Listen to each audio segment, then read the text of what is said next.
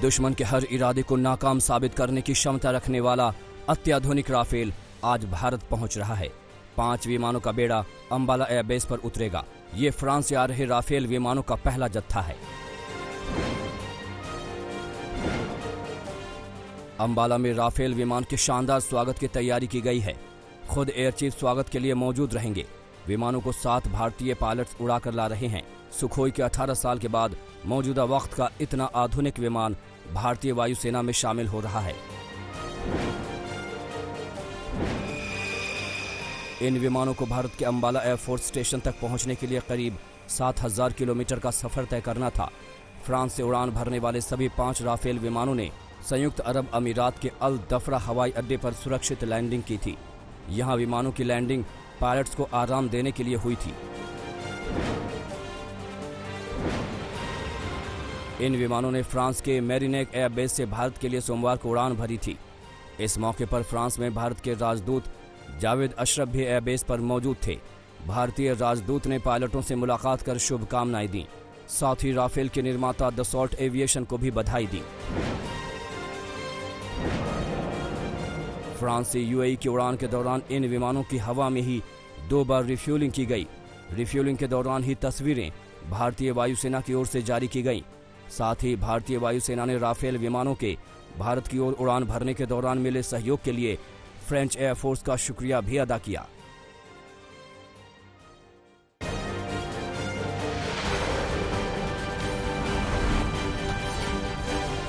भारतीय वायुसेना के मुताबिक भारत आ रहे 5 राफेल विमानों में से 3 सिंगल सीटर और 2 सीट वाले विमान हैं। इन सभी 7 पायलट ने फ्रांस में राफेल की अपनी ट्रेनिंग पूरी की थी। इनके लिए पहली ही उड़ान लंबी है, जो उनके तजुर्बे को बढ़ाएगी। अंबाला एयरफोर्स स्टेशन के पास सुरक्षा के कड़े इंतजाम किए गए हैं। आसपास धारा 144 लगा दी गई है। फोटोग्राफी और वीडियोग्राफी पर भी प्रतिबंध लगा दिया गया है। इलाके में 4 से ज्यादा लोगों के इकट्ठा होने पर मनाही है। अंबाला एयरबेस के 3 किलोमीटर के दायरे को नो ड्रोन जोन घोषित कर दिया गया है। देश में राफेल लड़ाकू विमान के आने की तैयारी पिछले साल से शुरू हो गई थी। पिछले साल अक्टूबर में दशहरे के दिन रक्षा मंत्री राजनाथ सिंह राफेल के औपचारिक हैंड ओवर के लिए फ्रांस गए। 8 अक्टूबर भारतीय वायुसेना के दिवस के तौर पर मनाया जाता है और उसी दिन दशहरा पड़ने से मौका था भारत के सबसे नए नवेले शस्त्र के पूजन का। जानकारों के मुताबिक भारत को मिलने वाले राफेल लड़ाकू विमान बहुत ताकतवर हैं। इनमें लगे मिसाइलों की वजह से भारतीय वायुसेना को ऐसी ताकत मिलेगी जो उसके पास पहले कभी नहीं थी। भारत के राफेल में जो 2 मिसाइलें लगेंगी वो है मीटियोर और स्काल्प मिसाइल, और इनकी वजह से भारत के राफेल की ताकत कई गुना बढ़ जाएगी। राफेल परमाणु हथियार ले जाने में भी सक्षम है।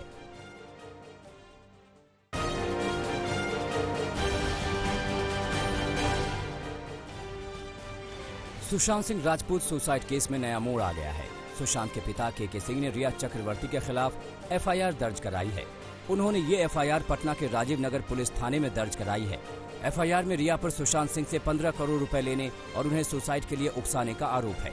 रिया पर केस आईपीसी की धारा 420 समेत कई संगीन धाराओं में दर्ज किया गया है। पटना पुलिस एफआईआर दर्ज करने के बाद मुंबई जांच करने पहुंच गई है। ये टीम मुंबई पुलिस से मिलकर उनसे केस डायरी के अलावा अन्य जरूरी कागजात हासिल करेगी। टीम में 2 इंस्पेक्टर और 2 सब इंस्पेक्टर शामिल हैं। मुंबई पुलिस ने सुशांत केस में उसके दोस्त महेश शेट्टी से पूछताछ की है। सुसाइड करने से 1 दिन पहले सुशांत ने महेश शेट्टी को फोन किया था। रिया ने भी कई वकीलों से अपने घर पर कानूनी राय ली। उनके वकील सतीश मान शिंदे ने कहा कि एक केस में 2 एफआईआर नहीं दर्ज की जा सकती है। सुशांत की गर्लफ्रेंड रिया अब इस मामले में सवालों के घेरे में है। सुशांत के पिता ने एफआईआर में सवाल उठाया कि रिया चक्रवर्ती से मिलने से पहले सुशांत बिल्कुल ठीक था, उससे मिलने के बाद मानसिक रूप से कैसे डिस्टर्ब हो गया। मुंबई पुलिस ने सुशांत सिंह राजपूत सुसाइड केस में करण जौहर की फिल्म कंपनी धर्मा प्रोडक्शन के सीईओ अपूर्वा मेहता से पूछताछ की है। पुलिस ने उनसे अंबोली पुलिस थाने में करीब 4 घंटे तक सवाल जवाब किए। अपूर्वा ने फिल्म ड्राइव को लेकर पुलिस को बताया कि नेटफ्लिक्स पर फिल्म रिलीज करने का फैसला व्यावसायिक था। सुशांत की कंपनी के साथ कोई टकराव नहीं था। 2019 में फिल्म पूरी हुई और उसी साल फिल्म को रिलीज कर दिया गया। लोक जनशक्ति पार्टी के नेता चिराग पासवान ने सुशांत केस की सीबीआई जांच को लेकर महाराष्ट्र के मुख्यमंत्री उद्धव ठाकरे से बात की।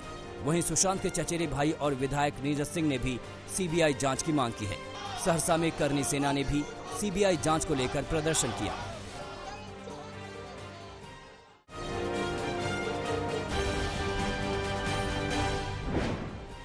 राम मंदिर के भूमि पूजन के लिए रखी जाने वाली पहली ईंट की तस्वीर सामने आई है। करीब 22.5 किलो की चांदी की ये ईंट प्रधानमंत्री मोदी 5 अगस्त को राम मंदिर के नींव में रखेंगे। ईंट पर पीएम का पूरा नाम, ईंट का वजन और भूमि पूजन का मुहूर्त अंकित किया गया है। बीजेपी सांसद लल्लू सिंह ने ये तस्वीर सोशल मीडिया पर जारी की है। 5 अगस्त को होने वाले भूमि पूजन के लिए अयोध्या में तैयारियां करीब पूरी हो चुकी हैं। मंगलवार को डिप्टी सीएम केशव प्रसाद मौर्य ने अयोध्या का दौरा करके तैयारियों का जायजा लिया।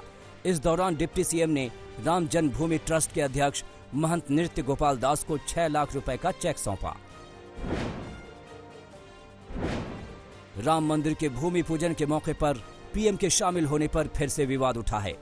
एआईएमआईएम सांसद असदुद्दीन ओवैसी ने पीएम की संवैधानिक शपथ और देश के धर्मनिरपेक्ष ढांचे की दुहाई देते हुए सवाल उठाए हैं। हालांकि संत समाज और वीएचपी ने ओवैसी की आपत्ति को ये कहकर खारिज कर दिया है कि ये मामला सर्वोच्च अदालत से हल हो चुका है, लिहाजा इसमें अब किसी को आपत्ति नहीं करनी चाहिए। 5 अगस्त को भूमि पूजन के दिन रामलला को हरे रंग के रत्न जड़ित नए वस्त्र पहनाए जाएंगे। साथ ही लक्ष्मण, भरत, शत्रुघ्न और बजरंग बली के लिए भी नई पोशाकें तैयार हो रही हैं। भूमि पूजन के लिए 200 मेहमानों की लिस्ट तैयार हो गई और पीएमओ को भेजी जा चुकी है। भूमि पूजन से पहले विघ्न बाधाएं दूर करने के लिए अयोध्या में हवन पूजन शुरू हो गए हैं। कोरोना से संक्रमित हुए मध्य प्रदेश के सीएम शिवराज सिंह चौहान ने अस्पताल से ही कैबिनेट की बैठक ली। शिवराज वीडियो कॉन्फ्रेंसिंग के जरिए अपने मंत्रियों और अफसरों से मुखातिब हुए और राज्य में कोरोना के हालात पर चर्चा की। इस दौरान शिवराज ने अपनी सेहत के बारे में बताया कि उन्हें अब बुखार नहीं है और खांसी भी नियंत्रित है।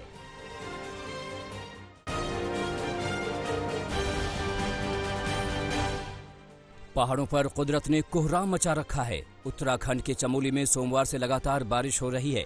इस बीच पंडेर गांव में बादल फटने से पहाड़ दरक गया और मलबा एक मकान में जा घुसा। हादसे में एक महिला की मौत हो गई जबकि एक बच्ची घायल हो गई है। उत्तराखंड के काला डूंगी में भी पानी तबाही मचा रहा है। लगातार हो रही बारिश की वजह से काला डूंगी के कई गांव सैलाब की चपेट में हैं। फसलें बर्बाद हो चुकी हैं और घरों में पानी घुसने से लोग बेहाल हैं।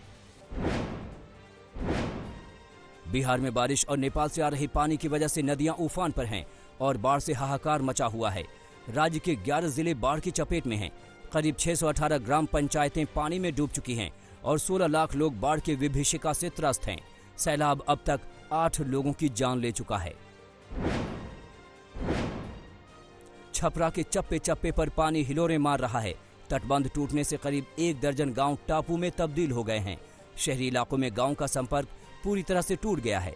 लोग नाव के सहारे या फिर पानी में उतरकर ही जान बचाने के लिए भाग रहे हैं। बेगूसराय में गंगा पहले ही उफान पर थी, अब बूढ़ी गंडक नदी भी खतरे के स्तर से ऊपर पहुंच गई है। पानी के जोर से तटबंध में कई जगहों से रिसाव शुरू हो गया है। प्रशासन मिट्टी की बोरियां लगाकर हालात काबू में करने की कोशिश कर रहा है। बिहार के मुजफ्फरपुर में बूढ़ी गंडक का रिंग बांध तेज बहाव की वजह से क्षतिग्रस्त हो गया। बांध टूटने से आसपास के करीब 200 परिवार बाढ़ के पानी में घिर गए। बांध के दोनों तरफ ग्रामीण और मवेशी पानी में फंसे हुए हैं। बाढ़ से बेहाल मीनापुर के लोगों ने मुजफ्फरपुर शिवहर मुख्य मार्ग पर ही अपना आशियाना बना लिया है। बाढ़ की त्रासदी के बीच बिहार में पानी से खौफनाक खिलवाड़ की तस्वीरें भी सामने आ रही हैं। सुपौल में कोसी बराज की उफनती धार में कुछ युवक छलांग मारते नजर आए। कैमरे में दिल दहला देने वाली तस्वीरें कैद हुई हैं। जरा सी चूक इन नाबालिग युवकों की जिंदगी पर भारी पड़ सकती है। पश्चिम बंगाल में भी आसमान से बरस रही मूसलाधार आफत से हाहाकार मचा हुआ है। सिलीगुड़ी में माटी गाड़ा जाने वाला पुल क्षतिग्रस्त हो गया है। शहर में जगह जगह भारी जल भराव की वजह से लोग परेशान हैं। फिलहाल इस पुल पर आवाजाही बंद कर दी गई है।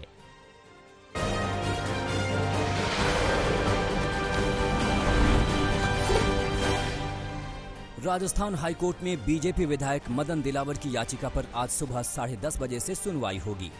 बीजेपी विधायक ने कांग्रेस में शामिल हुए बीएसपी के 6 विधायकों पर याचिका दी है। अपनी अर्जी में मदन दिलावर ने स्पीकर के फैसले को चुनौती देते हुए सभी 6 विधायकों को अयोग्य ठहराने की मांग की है। 6 विधायकों के मुद्दे पर आज बीएसपी भी हाईकोर्ट में याचिका देने की तैयारी में है। कल बीएसपी सुप्रीमो मायावती ने इस मामले में एक प्रेस कॉन्फ्रेंस की और कांग्रेस को सबक सिखाने की चेतावनी दी। बीएसपी ने 6 विधायकों पर अपना दावा ठोंकते हुए पहले ही व्हिप जारी कर दिया है और अगर राजस्थान विधानसभा में विश्वास मत होता है तो सभी 6 विधायक गहलोत सरकार के खिलाफ वोट करें। राजस्थान में विधानसभा सत्र बुलाने के लिए गहलोत सरकार ने बुधवार को तीसरी बार राज्यपाल को प्रस्ताव भेजा। इससे पहले राज्यपाल ने गहलोत सरकार को लिखी अपनी चिट्ठी में 3 मुद्दे उठाए थे। इसका जवाब गहलोत सरकार की तरफ से देते हुए फिर से सत्र बुलाने की मांग रखी गई। राजस्थान विधानसभा के स्पीकर सीपी जोशी भी आज हाईकोर्ट के फैसले के खिलाफ सुप्रीम कोर्ट में अपील करेंगे। हाईकोर्ट ने पायलट खेमे के 19 बागी विधायकों पर स्पीकर की कार्रवाई पर रोक लगा दी है। इसे स्पीकर अपने संवैधानिक अधिकारों का उल्लंघन मानते हुए सुप्रीम कोर्ट में अर्जी दी थी, लेकिन सुप्रीम कोर्ट ने उन्हें हाईकोर्ट के फैसले का इंतजार करने को कहा था। पायलट गुट के विधायक भंवरलाल शर्मा विधायकों की खरीद फरोख्त के मामले में एनआईए जांच के लिए राजस्थान हाईकोर्ट में याचिका दी है। भंवरलाल शर्मा का नाम हाल ही में सामने आए टेप कांड में लिया गया था। शर्मा का आरोप है कि राजस्थान पुलिस सीएम गहलोत के इशारे पर काम करते हुए उन्हें फंसाने की साजिश रच रही है। ईडी ने राजस्थान के सीएम अशोक गहलोत के भाई अग्रसेन गहलोत को आज पूछताछ के लिए बुलाया है। अग्रसेन गहलोत के ठिकानों पर हाल ही में जयपुर से लेकर दिल्ली और कोलकाता तक ईडी ने छापेमारी की थी। ईडी की ये जांच राजस्थान में हुए खाद घोटाले के सिलसिले में है।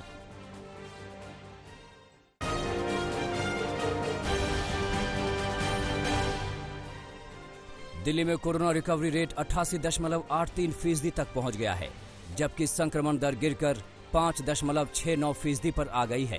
24 घंटे में दिल्ली में कोरोना के 1000 से ज्यादा नए मामले सामने आए और करीब 28 मरीजों की मौत हो गई। हालांकि दिल्ली के सबसे बड़े कोविड हॉस्पिटल एलएनजेपी में पिछले 2 दिनों में एक भी मरीज की मौत नहीं हुई है। आगरा में भी कोरोना मरीजों का रिकवरी रेट 81% पर पहुंच गया है। 27 अप्रैल को देश में आगरा कोविड मरीजों के मामले में 11वें नंबर पर था। कोरोना को लेकर जहां देश और प्रदेश में मरीजों की संख्या तेजी से बढ़ती जा रही है, तो वहीं आगरा मॉडल फिर से नजीर बनकर उभरा है। कैदियों में कोरोना संक्रमण के मामले सामने आने के बाद यूपी सरकार ने नए दिशा निर्देश जारी किए हैं। जिला कारागार में बंद करने से पहले कैदियों का कोरोना टेस्ट किया जाएगा। रिपोर्ट आने तक नए कैदी अस्थायी जेल में रखे जाएंगे। रिपोर्ट नेगेटिव आने पर 14 दिन तक अस्थायी जेल में रखने के निर्देश दिए गए हैं। रिपोर्ट पॉजिटिव हुई तो अस्पताल में भर्ती कराया जाएगा। पंजाब में सीएम कैप्टन अमरिंदर सिंह की अपील के बाद 40 पुलिसकर्मी प्लाज्मा डोनेट करने के लिए सामने आए हैं। जिन पुलिसकर्मियों ने प्लाज्मा डोनेट करने की इच्छा जताई है, उनमें ज्यादातर जालंधर रूरल एरिया के हैं। इनमें एसएसपी नवजोत सिंह महल भी शामिल हैं। इन लोगों ने हाल ही में वायरस से जंग जीती है। दिल्ली हाईकोर्ट ने केजरीवाल सरकार को कोरोना के रैपिड टेस्ट की जगह आरटी-पीसीआर टेस्ट बढ़ाने की हिदायत दी है। यह आदेश रैपिड एंटीजन टेस्ट के नतीजों में मिल रही गड़बड़ियों की वजह से दिया गया है। दिल्ली में कुछ ऐसे मामले सामने आए हैं जिनमें रैपिड टेस्ट रिपोर्ट नेगेटिव आने के बाद भी लोगों में कोरोना के लक्षण देखने को मिले और आरटी-पीसीआर टेस्ट में उनकी रिपोर्ट पॉजिटिव आई। वडोदरा सेंट्रल जेल में 60 कैदियों की कोरोना रिपोर्ट पॉजिटिव आने के बाद हड़कंप मच गया है। जेल प्रशासन संक्रमित मरीजों के लिए कोरोना केयर सेंटर बनाने में जुटा है। कुछ गेस्ट हाउस में भी कोरोना पॉजिटिव कैदियों को रखने के इंतजाम किए गए हैं। तेजी से बढ़ रहे कोरोना संक्रमण को काबू करने के लिए त्रिपुरा सरकार ने डोर टू डोर कोविड सर्वे की शुरुआत की है। कर्मचारी घर घर जाकर लोगों से उनकी सेहत और लक्षणों की जानकारी ले रहे हैं। किसी भी शख्स में कोरोना लक्षण पाए जाने पर फौरन रैपिड एंटीजन टेस्ट करवाने के निर्देश दिए गए हैं।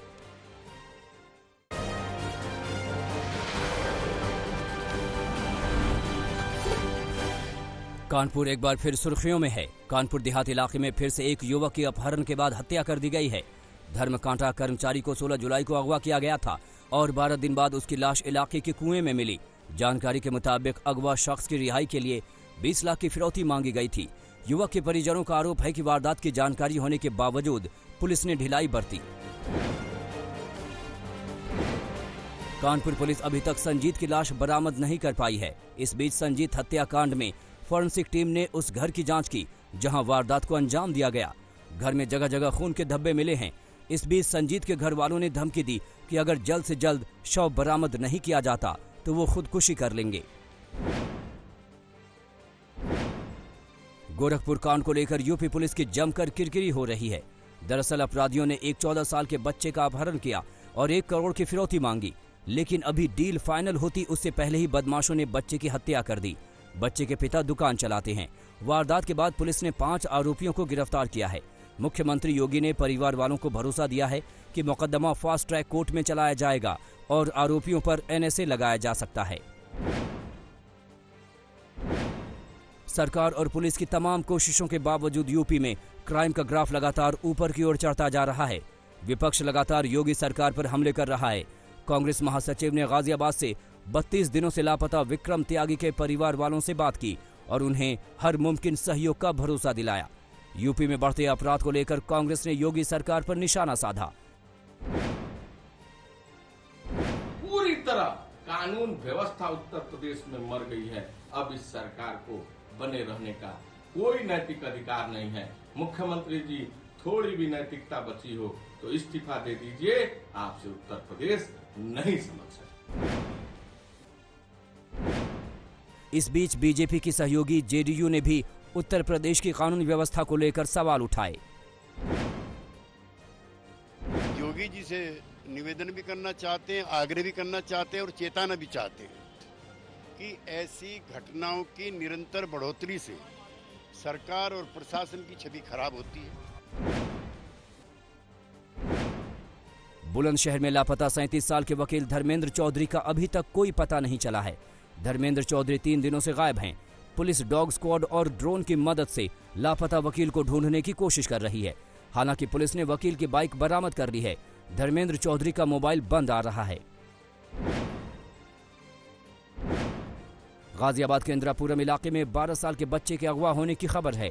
पुलिस को एक महिला ने सूचना दी थी कि कुत्ते के साथ घूमते बच्चे का कुछ लोगों ने अपहरण किया है, जिसके बाद पुलिस CCTV फुटेज खंगाल रही है।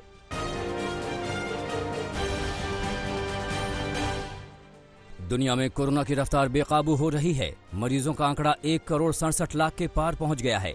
वहीं मरने वालों की संख्या 6,60,000 पर पहुंच गई है। संक्रमण के मामले में अमेरिका अभी भी नंबर 1 पर है, जहां कोरोना मरीजों की तादाद 44,54,000 है। ब्राजील दूसरे नंबर पर है, जहां मरीजों की संख्या 24,55,000 से ज्यादा है। यूरोपीय देशों में कोरोना के मामले एक बार फिर बढ़ने लगे हैं। बीते 24 घंटे में स्पेन में 2000, ब्रिटेन जर्मनी में करीब 650 और फ्रांस में 500 नए संक्रमित पाए गए। जानकारों की माने तो इसकी मुख्य वजह लोगों की लापरवाही है। अमेरिकी जेलों में कोरोना के फैलते संक्रमण को देखते हुए कैलिफोर्निया में प्रदर्शनकारियों ने कैदियों की रिहाई की मांग की। सभी प्रदर्शनकारियों ने गवर्नर के घर के बाहर खुद को हथकड़ियों के जरिए बांधकर विरोध जताया। गौरतलब है कि कैलिफोर्निया की एक जेल में कोरोना से 19 कैदियों की मौत हो गई है। फिलीपींस की राजधानी मनीला में कोरोना के कारण नौकरी गंवा चुके 1000 मजदूर स्टेडियम में रहने को मजबूर हैं। ये सभी अपने इलाकों में लौटने के लिए सरकार से गुहार लगा रहे हैं। कोरोना के कारण लगी पाबंदियों के चलते ये अपने घर जाने में असमर्थ हैं। रूस समर्थित अलगाववादियों के साथ शांति समझौते के विरोध में यूक्रेन में बवाल जारी है। राजधानी कीव की सड़कों पर उतरे हजारों लोगों ने संघर्ष विराम प्रस्ताव का विरोध किया। प्रदर्शन कर रहे लोगों ने यूक्रेन सरकार पर रूस के दबाव में आने का आरोप लगाया।